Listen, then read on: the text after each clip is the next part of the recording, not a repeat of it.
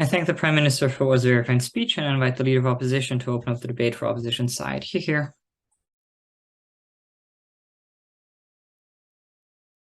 Hey, just a quick second to arrange the papers and stuff like that.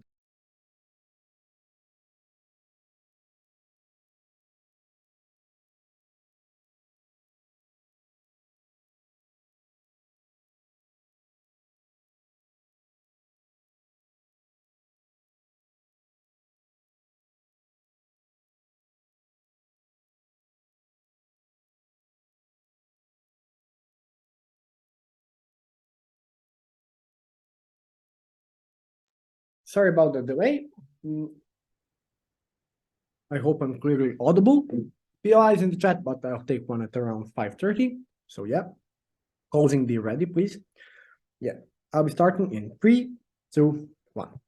You took matters into your own hands to provide peace and stability and comfort for yourself and your family.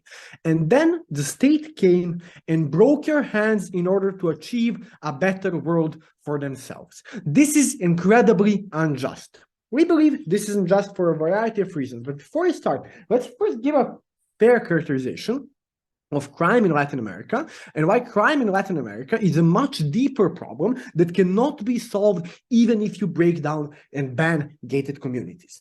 Notice, crime is something that is so prevalent in the society in Latin America that international corporations have started doing marketing around shelters against the shootings. This happened in Brazil when Coca-Cola installed billboards and stuff like that that promote Coca-Cola in order to help people get shelter when shooting breaks out in the favelas and stuff like that. This is such a big of an issue there. Notice, almost every single individual in Latin America has had either first-hand contact or second-hand contact to the gangs, to the deep-rooted corruption, to stuff like that.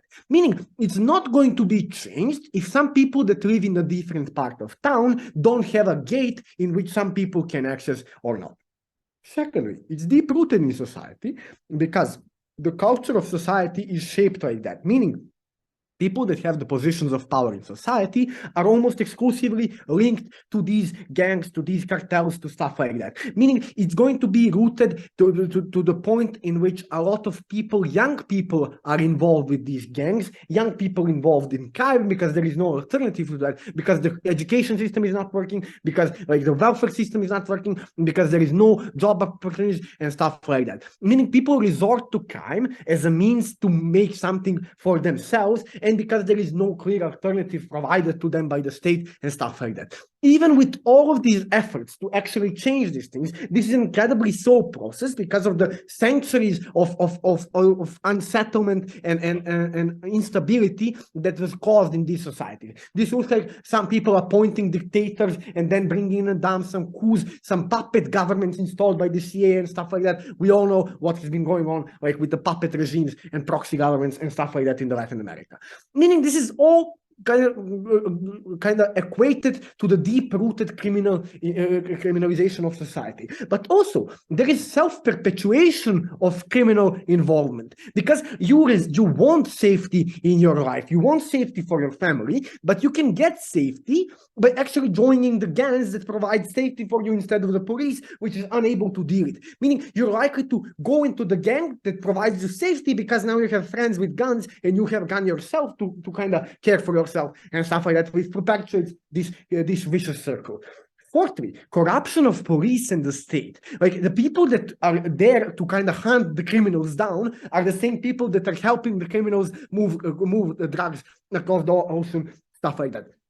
So we believe this is incredibly bad. These are bad circumstances that take a long time to solve, and they take a lot of political capital. But notice, this goes like a direct clash to what OG is saying. You need the political capital, but the people that have the means to provide you with political capital, the means being resources, connections, money, lobbies, groups, and stuff like that, are the people that usually live in these types of gated communities. But these are not only the people that live in these gated communities. So you want to basically cut the hands that's going to help you to solve these problems in a way and stuff like that.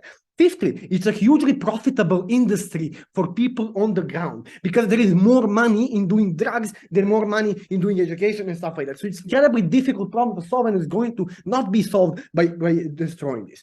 But notice, like the brunt of our case is going to be like why this is incredibly unjust for the state to do.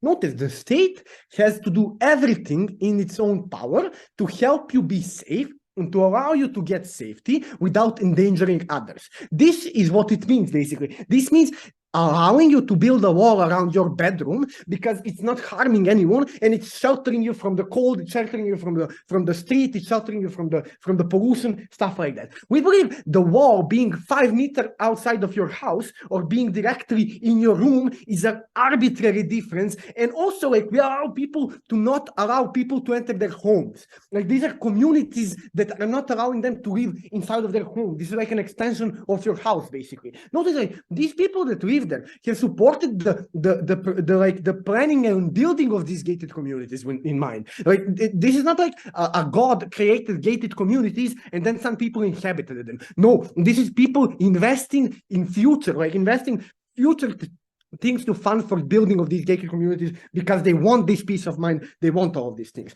Like look, everything. Look what you're doing for the state. You're paying the taxes on every single dollar you make. Meaning, from the time that you're like labor competent, you're making money for the state and paying the state to give you something in return.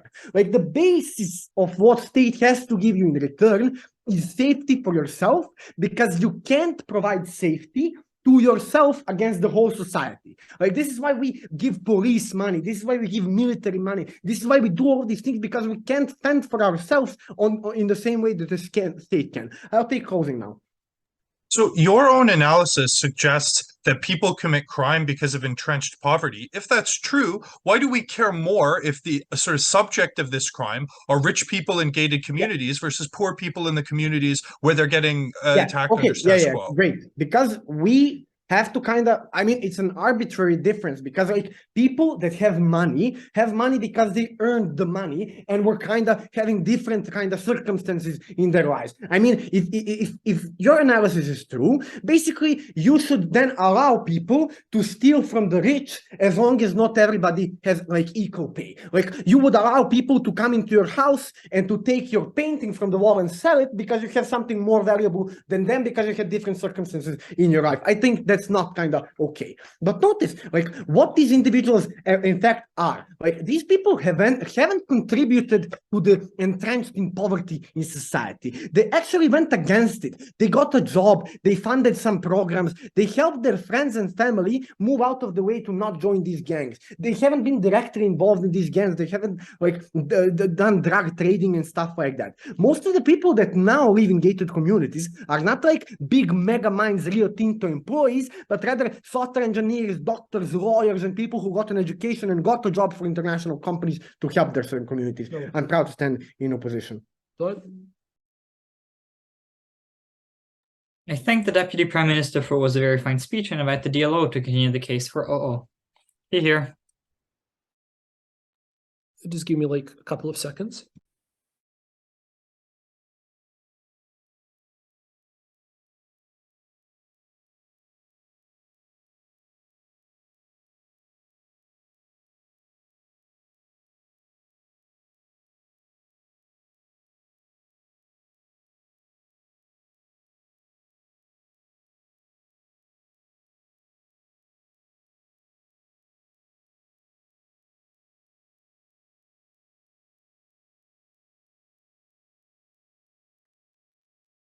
Okay, I will start my speech in 3, 2, 1.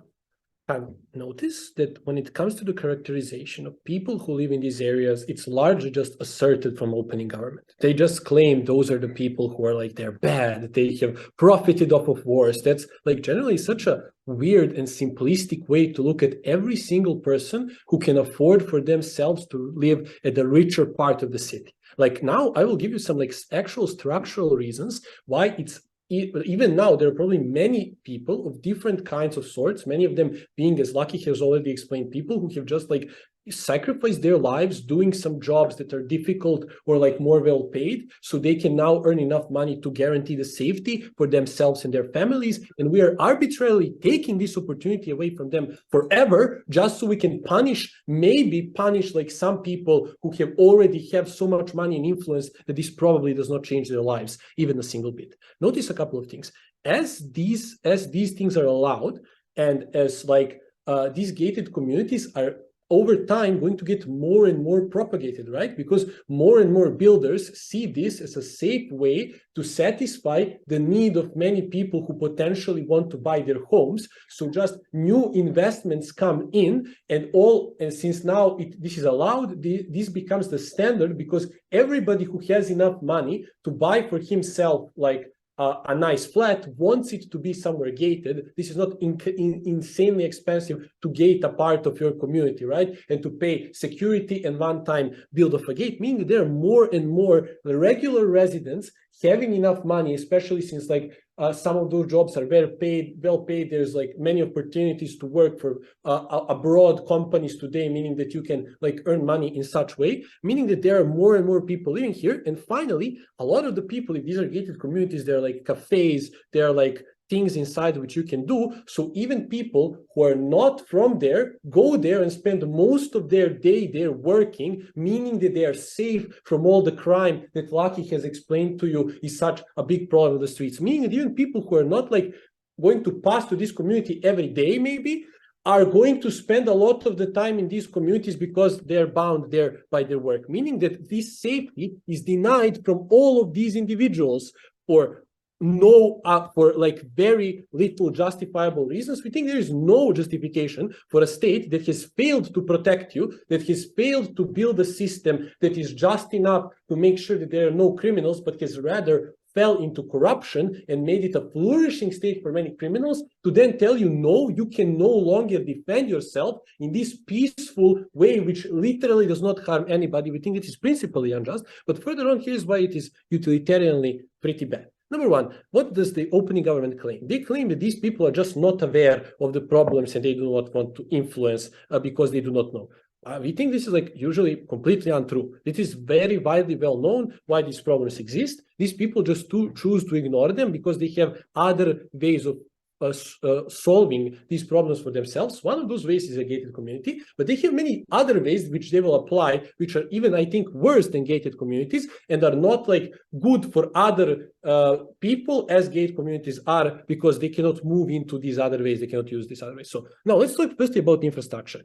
Number one, they can just use private infrastructure. You can use private hospitals with exorbitant prices. It is no longer inside a gated community, but it is still private and incredibly expensive. A normal person cannot go there. Secondarily, like what the hell, roads, these things do exist. It is really important for government to have some sort of infrastructure for all of their citizens, right? The government cannot solve deeply entrenched crime into every part of its country, into every part of its police force, but it can probably build a hospital and gain some popular recognition. As a person who has built a hospital, I gain political capital, I get re-elected, it is good for me. Thirdly, when it comes to safety, sometimes, like generally, it is really hard to operate a hospital or like a school in some part of the city that is incredibly unsafe. So no matter what they want to do, like to build another thing, it is just going to be unsafe. Finally, there are like virtual gates, right? Like there is a gate of money in a private hospital, but there is also a gate of connections in a public hospital. If I'm a really rich person going in a public hospital, I'm not going to wait in line like every other person. I'm not going to invest in that hospital. I'm just going to call a couple of numbers and make sure that whichever doctor I decide is my doctor on that day, I can go and get that doctor, and I do not have to spend a second in that hospital if I'm so rich and influential as an open government wants to state. So these people do not need to fix everything else, do not need to spend their political capital and time to help the entire country. They can probably just help themselves. But all these other people who would be safe in this community no longer have this safety.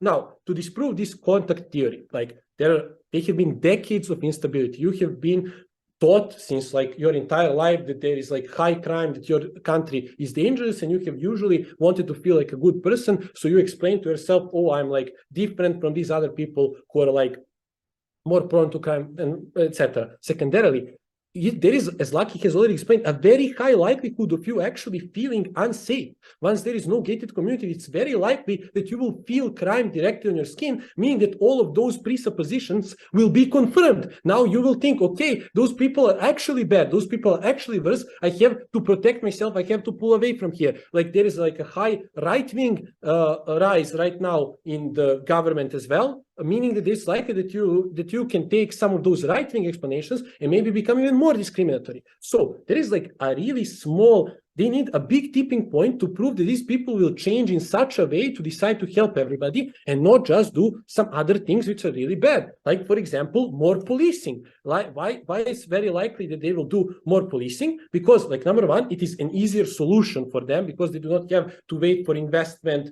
to build new hospital or that. They just move current police that might be able to patrol and make other neighborhoods safer to their neighborhood in order for them to protect themselves maximally. Meaning, and also notice this, number one, makes all those other neighborhoods less safe. They have the power and influence to do this, as opening government has already proven. So now when they no longer have a wall, now they use their connections to get as many police here. Number one, they harass more of random people here just passing by. And those people, it's better never to pass by a street than to pass by a street and be harassed by a cop, beaten by a cop, like physically assaulted by a cop and all else. But in every other neighborhood where you have removed these police from, it becomes much more easier for crime to spread further around. The CG question, they assume that this means that there will actually be less crime. But we think this will just make more crime overall, more crime in the poorer areas because it is no longer able to be adequately policed and safe. Thank you very much.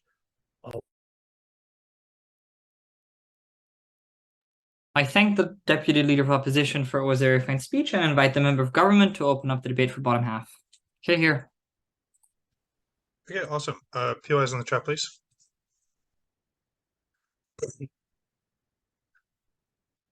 Latin America broadly faces a crisis of distributing the resources, which are quite plentiful, that it has. There is enough infrastructure to fairly meet most people's basic demands. However, a lot of this infrastructure has been, unfortunately, distributed in a very, very stupid way, locking a lot of it behind gated communities, which I think are a lot more endemic in Latin America than most of the front half up until this point has realized. We're going to explain how, unlike opening government, who's dependent on there being new sources of support from a bunch of rich elite people lobbying to completely overhaul the social welfare system, we're just going to explain that there's infrastructure already in these communities that we can unlock the full power of through, firstly, explaining how a lot of the things opening government didn't discuss, things like parks and malls and business districts, which are behind these walls, accessing for the poor is a really good thing. And then secondly, talking about how you escape sort of zoning problems and unlock the full power of the building and the housing that exists. So you get people out of favelas by allowing them to move into things which they have the money for. They're just locked out of because of the sort of weird arbitrary wall system. First, let's talk about infrastructure. So there are a lot of gated communities for rich elites, that's true. However, unlike a lot of other places where there are similar sort of types of gated communities, there's massive middle class, even lower middle class communities who set up these types of wall structures, which can often be extremely large in their sort of scope, maybe housing thousands of people within them. Again, there's entire shopping centers often behind these communities for the reasons opening opposition, I think, fairly illustrates in their speeches, that there is a crime endemic in a lot of cities, particularly like the really, really big ones where there's often the most economic opportunity. So naturally, middle-class people would opt into this kind of system.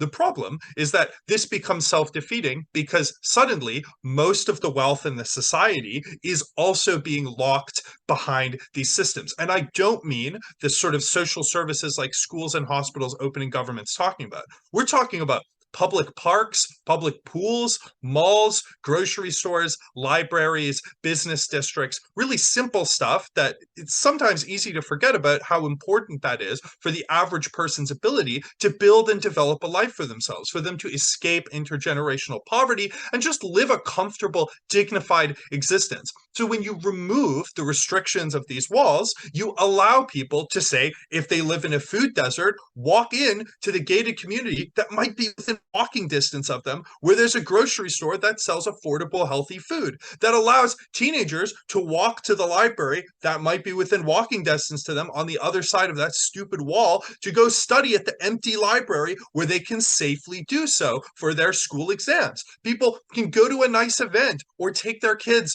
to a park that's safe. And look, obviously, as opening opposition explains, there might be some marginal increase in crime, but they themselves admit that it's relatively arbitrary from a macro perspective whether the victim of a crime is a rich kid or a poor kid. I don't think you as a panel care if some of like the needle changes and suddenly some less poor kids get victimized by crime for more rich kids. I mean, who cares really? But what does change is that poor kids can now go get a job at that shopping center or business district, gainfully employ themselves, develop some work experience where otherwise they wouldn't have been able to. Someone can start alone and go start a business where there's a bunch of relatively wealthy people living, pay for his family to move out of that favela. A lot of these kinds of opportunities are restricted from people arbitrarily just because they're born poor on the wrong side of these sort of entrenched walls. This is obviously unjust. So we think that's a huge impact there in terms of allowing people money, right? The government that I voted for, the same way a middle-class person voted for, built a public park, but my kids don't get to pay, like don't get to go play there just because it's on the other side of the stupid fucking wall. This is obviously cruel, but notice also allowing more equitable access to these kinds of services, often which are market services, things that have been built with private equity and money, allows a lot of people to escape the endemic cyclical poverty OO correctly identifies is really, really bad and the cause of endemic crime. So we think we probably get some margin of improvement in the situation of crime, though I think kids being able to just go to the pool and play is impact enough at scale for us to win this debate. And note that this happens immediately, right? You remove the restriction, people can go and access this infrastructure the next day. This is not dependent, like opening government, on their sort of lobbying mechanism. And I know opening government did bring up infrastructure in like a one-liner, but if you think 5 minutes of analysis is derivative of a couple sentences from the DPM, I don't know what to tell you. Let's move into zoning, but before I do, I'll give opening opposition a chance to have a word. What's up, OO? Yes, I mean, if I'm a criminal No, and now nothing? suddenly there is now like much less things blocking me from doing crime, can't I just do crime both in the rich areas and in the poor areas, since I have, as I have already explained, really good built infrastructure, weapons, the police are corrupt and are very unlikely to actually find me out, except maybe in those rich areas, in which case you Look, you can say that the police are corrupt, but the truth is, like, they're corrupt in the sense that they allow people to smuggle cocaine, not in that the sense that they're like, oh yeah, just go do a home invasion and steal this woman's jewelry or something. We're fine with that. We're just like corrupt police, right? I don't think that's very charitable. And again, maybe there's a slight increase in crime, but I think given that we're actually addressing the root cause of crime, that probably at least washes out, if not is a win for us. But let's talk about zoning lastly. There is a shortage of housing in Latin America, not in the sense that there's not housing to put people in, but again, it's a distribution problem. So often there's empty houses that are behind walls that people own as investments, or people can't zone to bring someone in to rent because they don't meet the sort of threshold of, you know, whatever standards this housing group is imposing on people who are allowed to move in beyond the wall. Maybe they don't meet the income threshold, or they're racialized, or they, you know, are mental ill, or they've been in and out of the criminal justice system at some point. So these people are forced into hyper densifying favelas, which are really, really bad for crime, as I think we seem to all agree. So again, another unique contribution from closing government is that we're able to unlock the full power of this land to help move people out of the types of communities that are cyclical for crime, and I think address some of these root causes. Very proud to propose. I thank the member of government for what was a very fine speech, and invite the member of opposition to open up the debate, or to speak. Cool, can you hear me okay? Yes. Wonderful, just give me a moment then.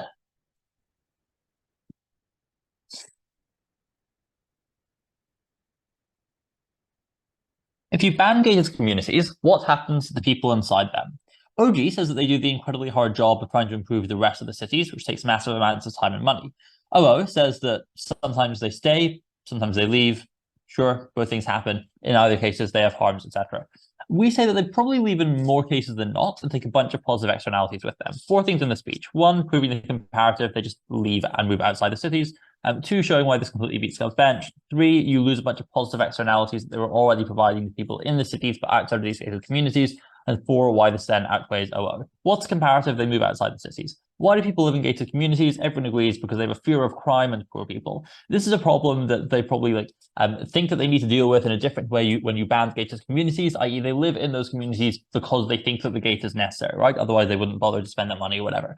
So OG says that you fix the cities around you, but that's really, really hard, as has been pointed out, and takes massive amounts of money. And even if you do have loads and loads of money, it takes loads and loads of time in order to build up all the infrastructure that you want to build. Also, as OO says, unnecessary. You just go to private schools, private healthcare, private gyms, etc., or just use private security in order to try and stay safe. So I don't think that this is the likeliest thing because it's simply not the easiest way to resolve this problem that needs to be solved, right? I also think that you're just not willing to take the first step of engaging with poor people already because you convinced yourself and all your pals that they're really, really dangerous. So what do you do then? I think at that point, if you have the time and or the money to do this, then you probably do one of 2 things. Either 1, you just move abroad and go elsewhere, you fuck off. Or 2, it's probably more likely if you want to stay in that country, you just move out of the city into a rural area like a small town or a suburb with less crime because it's far away from the places where it's profitable to do crime, i.e. areas where loads and loads of people live.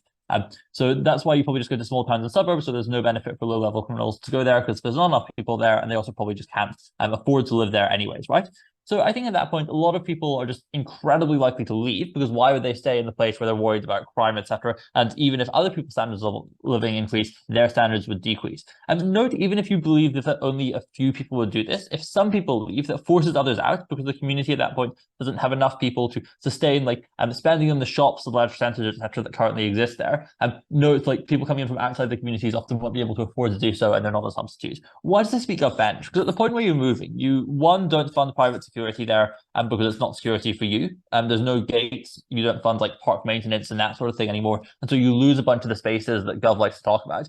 2, you're not spending in shops and larger centers there because they're not a safe space away from the people you're afraid of anymore. And so they probably just go out of business and go bust as well. 3, you don't pressure the government to give preferential treatments to those neighborhoods. And so those neighborhoods probably don't get the same amount of preferential treatment. And so again, probably just get treated the same way as the rest of the city. And 4, you just don't grow and develop these communities over time. So at that point, what just happens is that the infrastructure is left with no money and no people to continue to develop it. So it probably just deteriorates and government just kind of dead already, right? Because them talking about people being able to use the infrastructure, it depends on that infrastructure continuing to exist in the first place. This takes a lot of money to maintain it. It takes a lot of people to work in it. If you don't have that, you don't have a case. One other note on CG, if you have enough money to buy to live in these gated communities to buy in them, you probably already do. And they tell you that you'll shut people out who can afford it due to other reasons. And I think maybe this is sometimes true, but largely these gated communities are going to be built in such a way to be economically efficient, i.e. they're not going to build them in a way where they have a bunch of houses of people who can't possibly buy them because then they've just spent a bunch of money on stuff so they're not going to get a return on investment for. They probably build them smaller and then just expand them later if there is demand. And so I just don't think that that's true. Okay, let's talk about the externalities that you lose then. I think you lose 3 really big, really important things that you provide to the rest of the cities, i.e. outside the gated communities. 1, infrastructure, 2, jobs, 3, affordable housing. 1, infrastructure. To give resources to gated communities, you often need to go elsewhere and you give the same resources to people elsewhere in the city. What does this look like? I think it looks like, as an example, water, right? If you want to get clean water into these communities from the river or the ocean or the reservoir or whatever, you need good plumbing in order to do that. You need to lay that plumbing through the other areas of the city to get to the gated communities, at which point it becomes really, really easy to just have a few pipes going offshooting here to help the less well-off communities because the bulk of the money has already been spent in order to get the water to the gated communities. It looks like roads. People in these communities still need to leave sometimes for business or pleasure or whatever. They don't just stay there all year round. And so you probably need to improve transport links and stuff as well. 3, food and produce of high quality is being transported to these communities anyways, which covers the transportation costs. At the point you're going there, you may as well try and sell some just outside the communities too, even if it's just the leftovers. And 4, it's beneficial to reduce crime in the areas just outside the gates, even so it's nice for people to look at, right? So you have a bunch of the externalities in infrastructure that get provided to people outside of these gated communities, and plus a bunch of similar ideas that are just along the same lines, but they're not outlined explicitly. So I think you lose all of that anyways. I'll take opening now before I move on. Yeah, so leaving the specific place where you have a high-paying job to build this community, uprooting your entire family, is a massive step you're unlikely to take. But even if you do leave, like you say, at least there's now space for other people to access these amenities, these better schools, these hospitals with better equipment. So, there's space for people to move into better homes. Thank you. Okay, so we've already shown why the amenities like go down in quality or whatever. In terms of you being unwilling to leave, I think you probably just are willing to leave because, like I've outlined, you've got this massive fear of like the crime, the poor people. That's why you're in the gated communities in the first place. Leaving to go to an area that's like half an hour outside of the city isn't some drastically awful thing. Maybe it means you have to commute now. You'll take that inconvenience in order to be away from what you think is probably the crime. And like I said, even if just a couple of people choose to do this, and not everyone, so maybe the people who are more mobile choose to do this, that decreases the ability of these jobs to exist in these areas in the first place, and so you have a trickle-down effect where it then forces the other people out anyways. So I think, you know, that doesn't work. Second externality that you lose is jobs. Gated communities, give people jobs because rich people pay folks to do shit which they otherwise wouldn't if they didn't live there. So like, I think that's quite important. There are a lot of jobs that are specific to the idea that the communities are gated as well, so security, maintaining the gates, etc. And second of all, even if you believe that it's the same number of jobs either way, then I think the jobs are probably higher quality in gated communities because they're safe jobs with a safe commute, incredibly low chances of like robberies, etc. Notice that these jobs are going to people outside the communities. It's not like rich people who are working at supermarkets, whatever, in these areas. The third externality is housing prices. Competition for homes in these gated communities increases when they exist. Rich and wealthy folk are focused on buying them up, and property prices in those gated communities go up. As competition there goes up, competition elsewhere goes down because fewer people are competing for those homes comparatively. They look comparatively less good and nice, because comparatively, the gated communities have homes that look nicer. Therefore, rent will go down elsewhere because of the gated communities, which means that people can like move in there for less money. They have more money to spend on other things, it reduces homelessness, etc. Take away the gated communities, you remove that differential at that point, and it becomes less of a difference between the homes in the gated communities and the homes elsewhere, which means even if maybe the middle classes can move to slightly better houses, the lower classes can't afford to rent at all because the prices of all the other homes go up instead, and so you lose that externality as well. I think you lose all these externalities for basically no benefits. Pretty clear, CO. Thank you.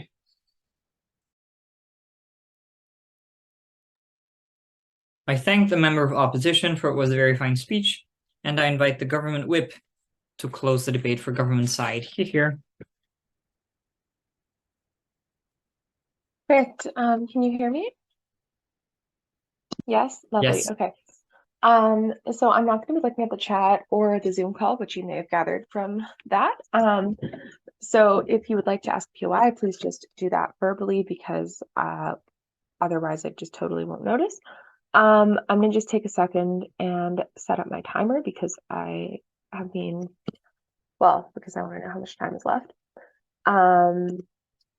So give me 2 seconds.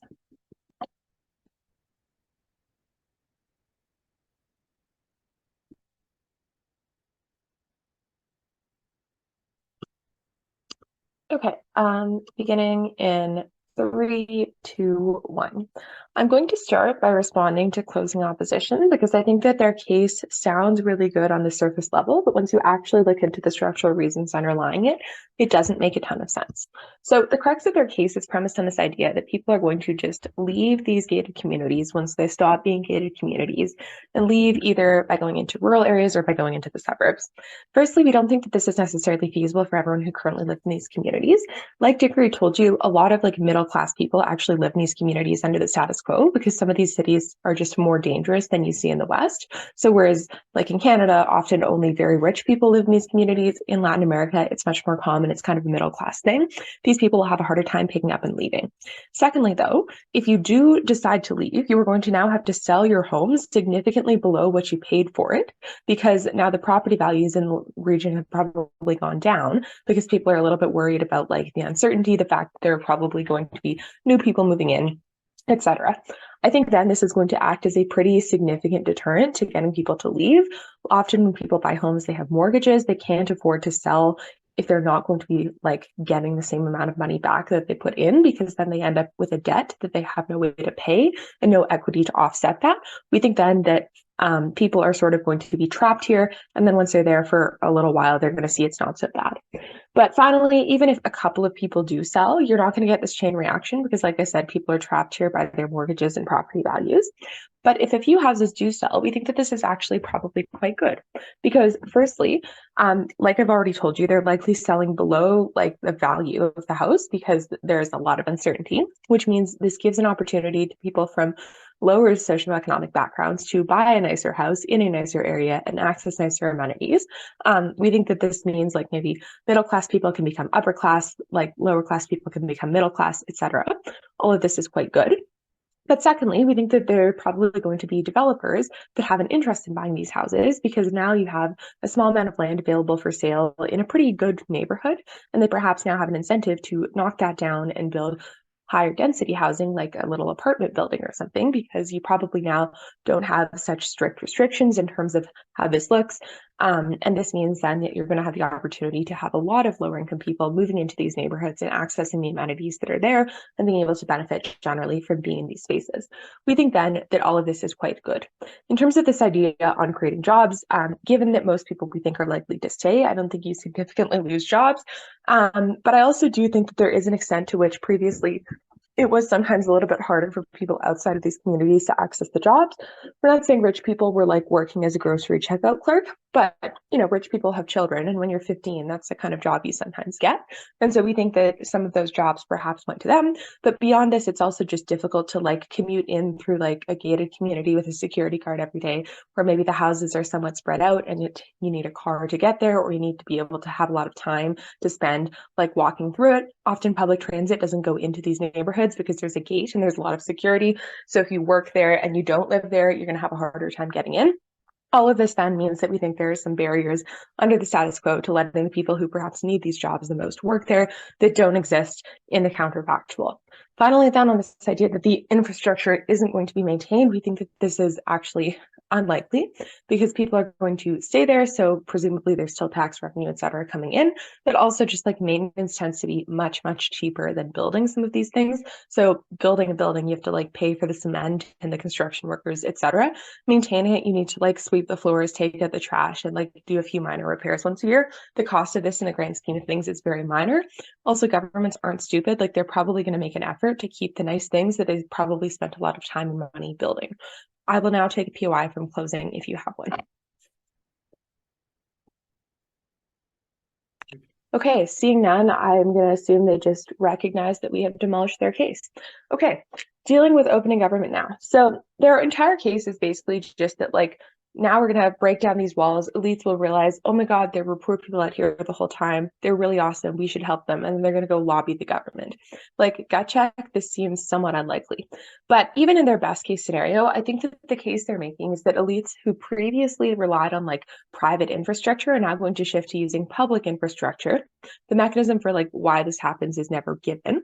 And then because they have to use the public infrastructure, they push for it to get better. Again, I think that the mechanisms are missing. They have the right idea, but it's not fully developed. Diggory gives you that kind of development. On that basis, we are clearly taking it over them. Okay, now dealing with opening opposition. So firstly, they tell you that you like these neighborhoods are just nice because they provide like nice, safe, middle-class homes. Nothing wrong with wanting one of those for your family. Very true. Like we think it is totally fine to aspire to be like middle class. Like you're not an evil colonizer just because you have a nice house, at least in like most cases. But we do think that these houses become more accessible on our side of the debate. Firstly, like middle-class homes become a little bit less expensive when you don't also need to pay to maintain like the gated community, pay for the security guards, pay for like the private pool in that community that maybe you're forced into like having if you want to live in one of these areas. But we also think that there are different factors that can lock you out of gated communities that perhaps aren't related to income, but that can still prevent you from being upwardly mobile. So for example, if you have a history of crime, if you are like racialized, if you're maybe uneducated and you don't have a high school education or something, gated communities will sometimes look at factors such as this when deciding who to sell to, or in some cases, who to rent to. Sometimes it's not purely an economic transaction. They have an incentive in making sure the people in our neighborhood are like, they're like us, they're rich, et cetera, and they're like smart and they're you know, upper class and fancy, and you could be kept out even if you perhaps have the money to live there for other factors. We think you lose this when you knock down these walls. Finally, then, on this idea of crime, I think it's important to understand that we're dealing with a redistribution of crime rather than an increase in crime. Like, crime generally happens because people are like desperate, they need to be able to like steal to feed their families, or I don't know, they're trafficking drugs to make a profit. We think that in either case, your incentives are probably somewhat similar. It's just a question of who you're able to commit those crimes against. We think under the status quo, it's harder to access rich people, so people don't commit crimes against them. But if these walls were to come down, they would probably target them instead of the poorer areas. So you get a different distribution of crime, but the overall amount is probably similar. And we think, if anything, it's like perhaps better to have these crimes committed against people that can at least afford to like buy insurance and stuff and recover from this, as opposed to against people who like now have to deal with having had their only possessions stolen or whatever. We also just think it's worthwhile trading off a small amount of security for like the upper class to get better amenities and infrastructure overall for everyone. I think Diggory tells you we get better access to existing amenities and better zoning laws and housing policies. On that basis, proud to win.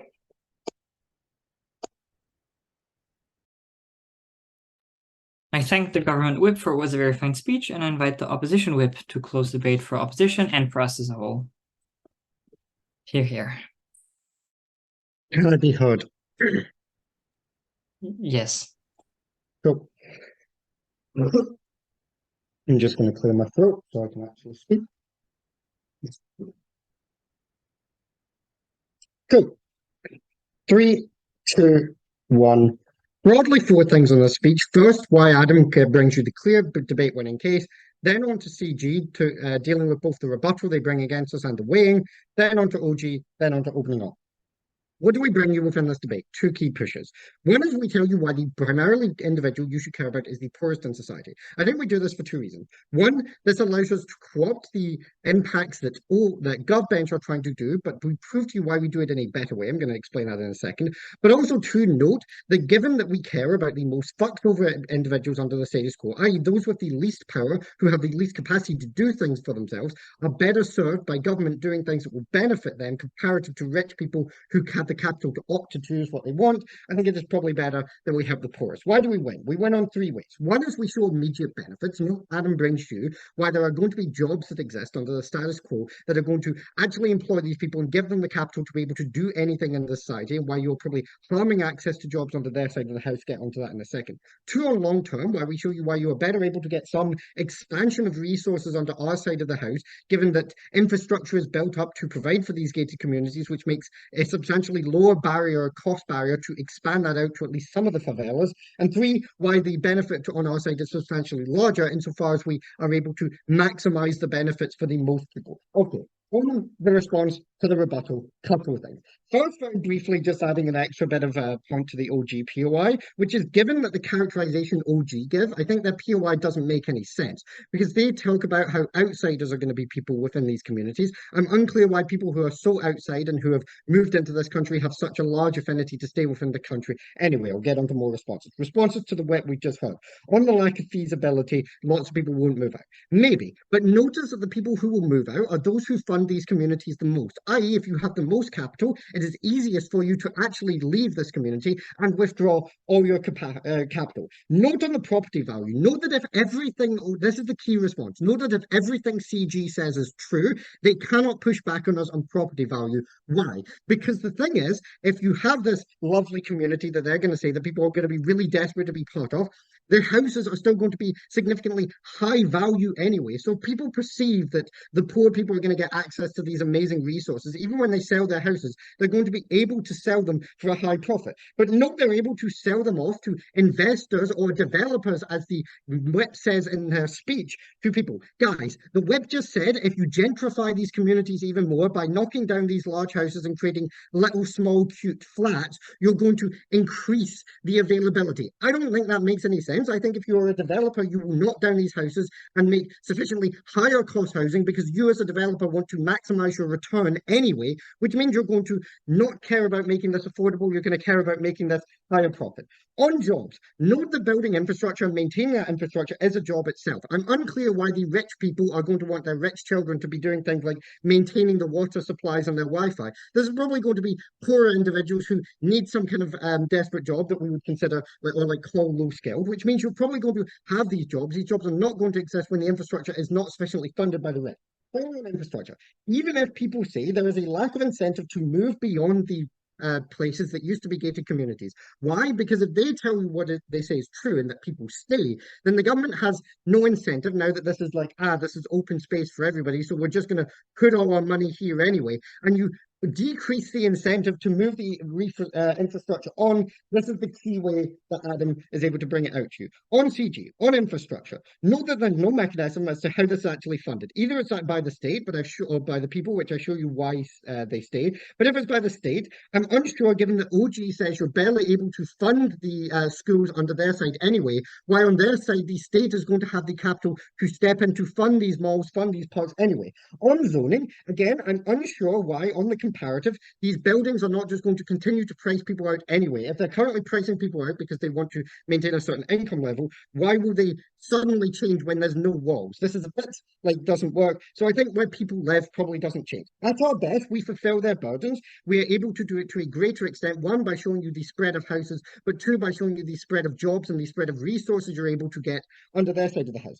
But our resources come prior to their parks, because not getting clean water that can be expanded from the pre-existing infrastructure, which is now easier to do because this infrastructure exists, because there was incentive to build it up anyway, and now there is a lower barrier burden to push it out, comes prior to access to nice, pretty parks. But at our worst, we still show you why the access to housing on their side diminishes, which is particularly harmful for individuals who are trying to leave the favelas. Their best, the impacts are you get to go to the rich parks while still poor. I'm unclear then why CG are able to get an uplift, CG out. On OG, on the engagement point, note that all the impacts are contingent on the rich staying. Given that what we show you why this gets worse, because the rich now stay further away, given the incentive structure both they and us give you for why rich don't want to do. But two, on the resources that are not funded, which means schools and things are still underfunded, both outside and within the community. I think as the DPM says this, we have to ask them, where does their money come from if we're rich? Like, at best, they get some money from taxes, but I think the taxes are substantially lower, which means the taxes are now spread across more resources. Our best, we show where you get a trickle down of those resources, which gains uplift by creating infrastructure for people to actually benefit from. Our worst, though, even if no impact comes, we still have the comparative, which is the rich never see the poor people. You never get any of their benefits of like gaining humanization. I think OG out, I'll let them POI. If you have a gated community, it's because you have a huge amount of money to spend. Okay. Wait. Because you have a huge economic incentive to stay. If you just move to the suburbs, no, you could if you have a huge amount of money, just move to the suburbs, I've reclaimed my time. If you have a huge amount of money, then you want to protect yourself and insulate yourself from the communities outside. Given that you have this amount of money and you want to insulate yourself, you're going to move to a place that is better going to be able to insulate yourself. You don't get to just say, no, you're out of time. You get as much time as I give you. Oh no, why do we way above you? Why do we care about the rich? Especially given the mix on helplessness, we show why the people who are struggling are able to gain some uplift, and the benefit is going to be substantially more intense to them. So we win over opening in terms of the intensity of benefits, because the mild benefits they're able to give to the rich are not outweighed by our intensity of actually being able to fucking live. But on the principle of justice, one, we fill it better because we show how the state is able to bring you better safety insofar as resources without harming the people, which the rich, which fulfills their burden. But also we push a wider scale because we push on a greater outside burden. Note that our burden is not just the injustice on those within the communities, it is how we fulfill justice for those outside. We also engage with the Gov Best case. On OG, we don't assume that everybody in this community just doesn't deserve like the riches. On CG, we actually fulfill their burden, proud to win.